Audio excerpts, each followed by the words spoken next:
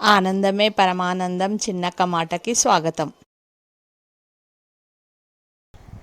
అందరికీ నమస్కారం అండి.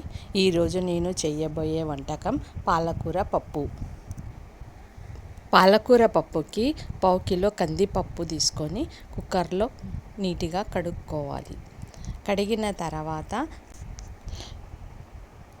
15 పచ్చిమిర్చి, కొత్తిమీర కట్ట నీట్గా కడుక్కున్న ఈ కందిపప్పులో వేసుకోవాలి. వేసుకొని స్టవ్ పైన పెట్టి స్టవ్ వెలిగించుకోవాలి.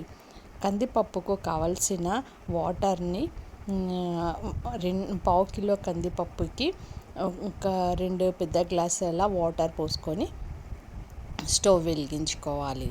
స్టవ్ వెలిగించుకున్న తర్వాత ఇందులో ఆయిల్ ఒక 2 టీ స్పూన్స్ ఆయిల్ పోసి కుక్కర్ మూత పెట్టేసుకోవాలి. మూత పెట్టుకున్న తర్వాత విజిల్ పెట్టి స్టవ్ వెలిగించాలి. పిల్లలకి పెద్దలకి అవసరమైన పోషక పదార్థాలు ఈ పాలకూరలో ఉంటుంది. రోజు ఆహారంలో ఈ పాలకూర ఒక భాగంగా చేసుకోవాలి. కంటి చూపును మెరుగుపరుస్తుంది. నేత్ర సమస్యలు రాకుండా చేస్తుంది. పాలకూరలో ఉండే ఏ విటమిన్ కంటి చూపును మెరుగుపరుస్తుంది. పాలకూర తినడం వల్ల మెదడుకు అవసరమైన చక్కని పోషక పదార్థము అందిస్తుంది. ఇందులో పోలిక్ ఆమ్లము, విటమిన్ ఏ, విటమిన్ సి వంటి ఖనిజ పదార్థాలతో పాటు ఇది జ్ఞానశక్తిని మెరుగుపరుస్తుంది.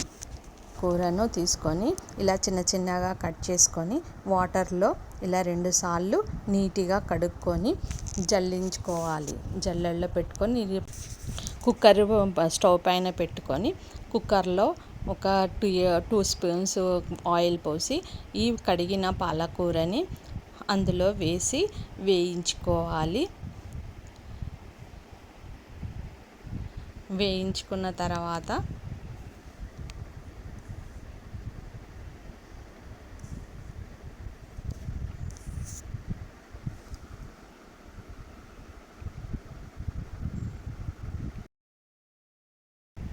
ఒక టీ స్పూన్ అల్లం వెల్లిగడ్డ పేస్ట్,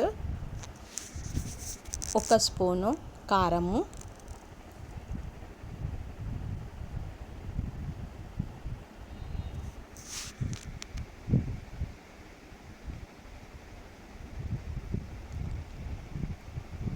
ఒక టీ స్పూను సాల్ట్ మీరు మీ రుచికి తగ్గట్టు వేసుకోండి.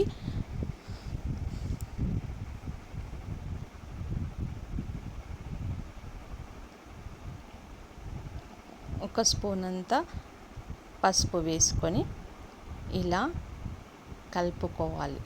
ఇలా మెత్తగా కలుపుకొని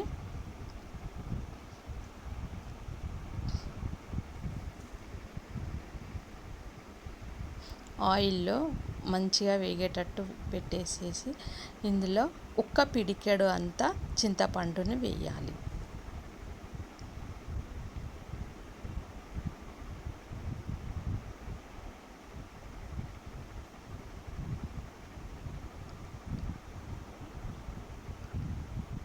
ఒక్క విజిల్ వచ్చే వరకు పెట్టాలి.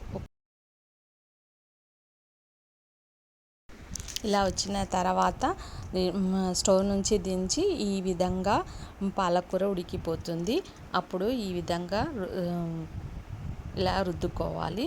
రుద్దుకున్న తర్వాత ఎందుకు రుద్దడం అంటే అందులో చింతపండు వేసాం కనుక కొంచెం రుద్దితే అది మెత్తబడుతుంది.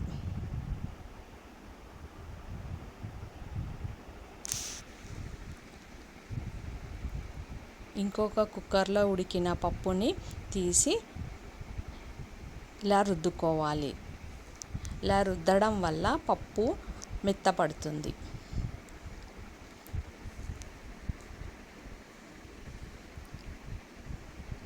కుక్కర్లో ఈ విధంగా ఉడికించిన పాలకూరను ఇందులో వేసి మరి ఒకసారి ఇలా రుద్దుకోవడం వల్ల అంతా మిక్స్ అవుతుంది. పాలకూర పప్పు అంతా మిక్స్ అవుతుంది. తగినంత వాటర్ని పోసి తగినంత వాటర్ని పోసి తాలింపు పెట్టుకోవాలి. మీ రుచికి తగ్గట్టు టేస్ట్ చూసి సాల్ట్ను యాడ్ చేసుకోండి. కరివేపాకు వేయాలి. మనము వాటర్ యాడ్ చేసినాం కనుక ఒక 2 మినిట్స్ ఆ పప్పుని వేడి చేసుకోవాలి. వేడి చేసుకున్న తర్వాత ఇంకో బాండ్రీ పెట్టుకొని ఆ బాండ్రీలో ఆయిల్ పోసుకోవాలి. ఆయిల్ పోసుకున్న తర్వాత 2 టీ స్పూన్ల జీలకర్ర ఆవాలు, ఒక 6 ఒట్టి మిరపకాయలు,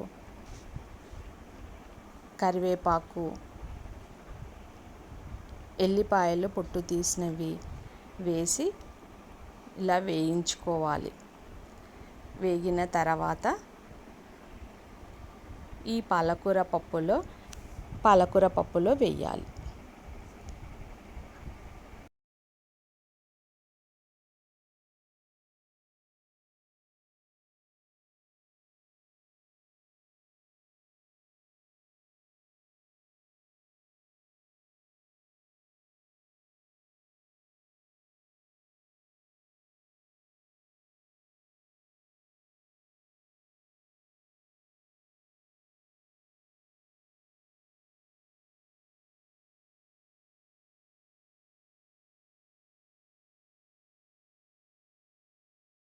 ఈ పాలకూర పప్పు 15 నిమిషాలలో మనం ఈ పప్పును రెడీ చేసుకోవచ్చు.